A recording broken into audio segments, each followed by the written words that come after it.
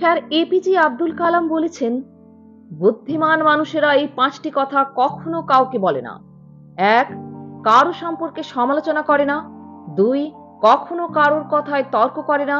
3. নিজের ঘরের কথা কখনো কারোর সাথে আলোচনা করে না। 4. নিজের দুঃখ কষ্টের কথা কাউকে বলে না। 5. কখনো কারোর সাথে চিৎকার করে কথা বলে না। নাম এবং বদনামের মধ্যে পার্থক্য হলো, নাম নিজেকে অনেক কষ্ট করে অর্জন করতে হয়, আর বদনাম মানুষ আপনাকে ফ্রিতেই দিয়ে দেয়।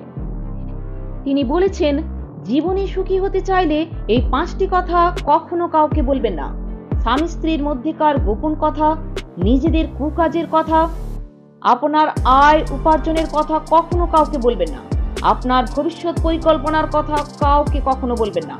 নিজেকে অনেক বড় জ্ঞানী ভাবা বা অন্যের কাছে নিজেকে সেরকম ভাবে প্রকাশ করা। 1000 টাকা দামের মানিব্যাগ না কিনে 100 টাকা দামের মানিব্যাগ কিনে বাকি 900 টাকা সেখানে রাখুন। বড়লোক সাজার চক্করে ফকির হয়ে যেও না। জীবনের 3টি সত্য উপনতি।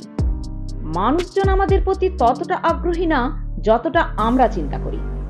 সবাই আমাদের পছন্দ করবে না, যা খুব সাধারণ একটা ব্যাপার।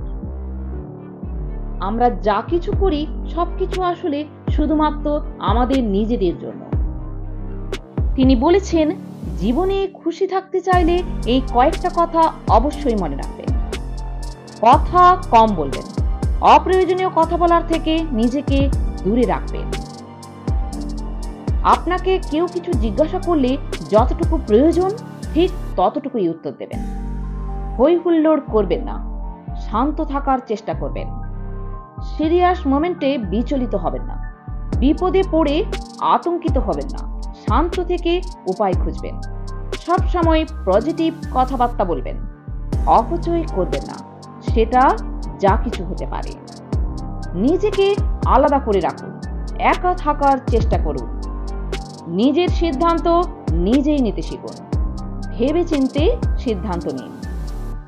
উপরে ওঠার সময় যাদের সাথে দেখা হবে তাদের সাথে ভালো ব্যবহার করুন, কারণ নিচে নামার পথে আবার তাদের সাথে দেখা হতে পারে। ধন্যবাদ।